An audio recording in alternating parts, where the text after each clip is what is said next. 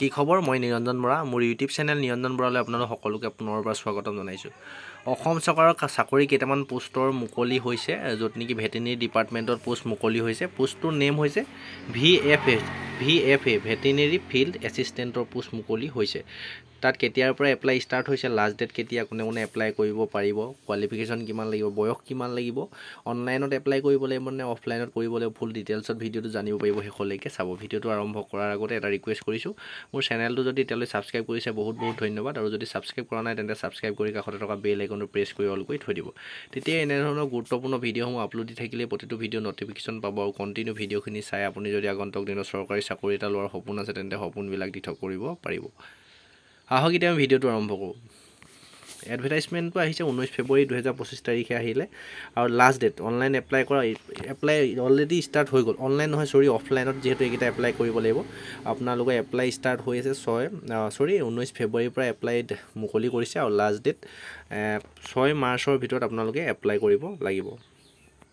Total post যদি চাই 445টা 445টা post আছে। তাৰপিছত আমি আগলৈ যদি চাই দিওঁ, লাষ্ট ডেটটো ক'লোৱে আপোনালোকৰ 6 মাৰ্চৰ ভিতৰত অফলাইনত এপ্লাই কৰিব লাগিব, অনলাইন নহয়। মই কৈ আছোঁ, আপুনি ভিডিঅ'টো শেষলৈকে চাব। নাম্বাৰ অফ পোষ্ট আছে 445টা, আৰু কোনটো কাষ্টত কিমান আছে যদি চাওঁ বুলি ভাবে, আনৰিজাৰ্ভত আছে 258টা। তাৰপিছত OBC MOBC 100টা পোষ্ট আছে।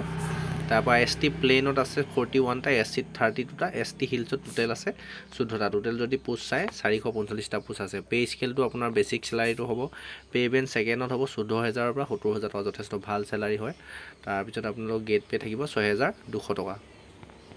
তাৰপিছতে আহিলে আপোনাৰ বয়সটো মিনিমাম 18 বছৰ হ'ব লাগিব আপুনি এপ্লাই কৰিবলৈ, আৰু লাষ্ট বয়সটো হ'ব লাগিব 40 বছৰলৈকে জেনেৰেল। 18 পৰা 40 বছৰৰ ভিতৰত আপোনালোকে জেনেৰেল EWS ল'ৰা ছোৱালী এপ্লাই কৰিব পাৰিব। আৰু যদি ডেটটো যদি আপোনাৰ ডেট অফ বাৰ্থটো হিচাপ কৰিব 1/1/2025, মানে 2025 চনৰ জানুৱাৰী মাহৰ 1 তাৰিখৰ আগত 18 বছৰ হ'ব লাগিব, আৰু মিনিমাম মেক্সিমাম আপোনালোকৰ 40 বছৰলৈকে জেনেৰেল হ'লে এপ্লাই কৰিব পাৰিব। আৰু SC ST যদি হয় আপুনি 5 বছৰ 45লৈকে পাৰিব। OBC MOBC 3 বছৰ, আপোনালোকে 43 ইয়াৰ্ছলৈকে এপ্লাই কৰিব পাৰিব। বয়সৰ কথাখিনি ক্লিয়াৰ হৈ গ'ল। তাৰপিছত আহিলে কোৱালিফিকেশ্যনটো মষ্ট ইম্পৰ্টেণ্ট। কোনে এপ্লাই কৰিব পাৰিব আপোনালোকে চাই লওক। For direct recruitment to the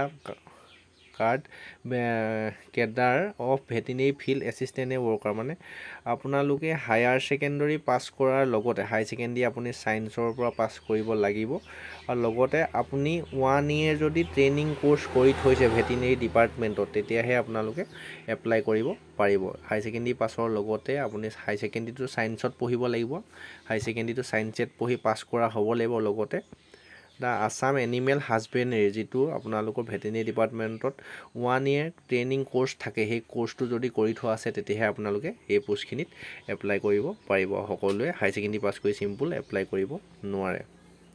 তাৰপৰা চিলেকশ্যন প্ৰচেছটো আপোনালোকে ইয়াত দিছে অকণমান। Selection criteria for the post of veterinary field assistant এণ্টেল post be solve service rule, মানে আপোনাৰ অসম চৰকাৰৰ যিখিনি ৰুল ৰেগুলেশ্যন আছে সকলোখিনি আপোনালোকে ফ'ল' কৰিব, সকলোখিনি সা সুবিধা পাব।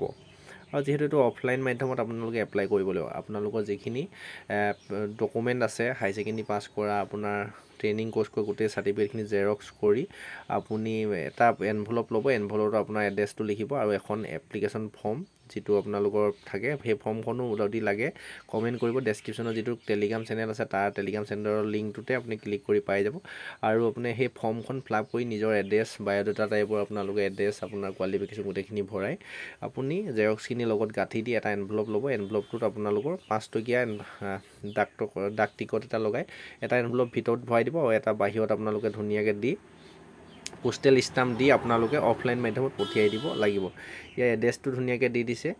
এপ্লিকেশ্যন শ্বুল be address to the director animal husbandry and veterinary department, Assam, Chenikuthi, Guwahati 781003। এই এড্ৰেছটোত আপোনালোকে পঠিয়াই দিব লাগিব, বা ওচৰে পাঁজৰে যদি হয় ডাইৰেক্ট গৈ তাত আপোনালোকে ড্ৰপ বক্সত দি আহিলেও হৈ যাব।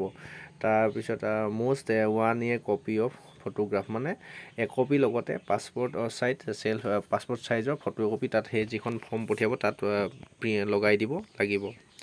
এইখিনিয়ে গোটেই কথাখিনি ক'লোঁ। লাষ্ট ডেটটো হৈ গ'ল 6 মাৰ্চ 2025 চনৰ 6 মাৰ্চৰ ভিতৰত আপোনালোকে মাৰ্চ মাহৰ 6 তাৰিখৰ ভিতৰত অফলাইনটো পঠিয়াব লাগিব।